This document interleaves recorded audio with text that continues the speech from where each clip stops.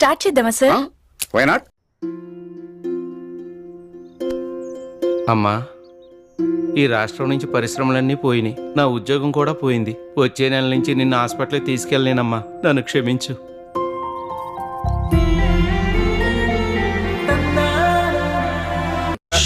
రామచంద్ర ఈ over action భరించలేకపోతున్నా.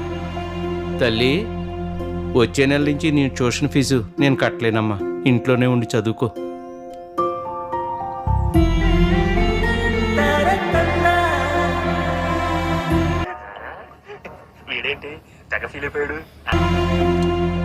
కుమారి, ఏంటండి? అది ఈ నెల నుంచి ఇంటి ఖర్చులకి ఎప్పుడు ఇస్తున్నంత ఇవ్వలేను కుమారి. నువ్వే కొంచెం సర్దుబాటు చేసుకొని ఇంటిని నడిపించాలి. మరేం పర్లేదండి, నేను చూసుకుంటాగా. అదే ఎలా చూసుకుంటావా అన్నదే నా భయం. మూర్తి గారు,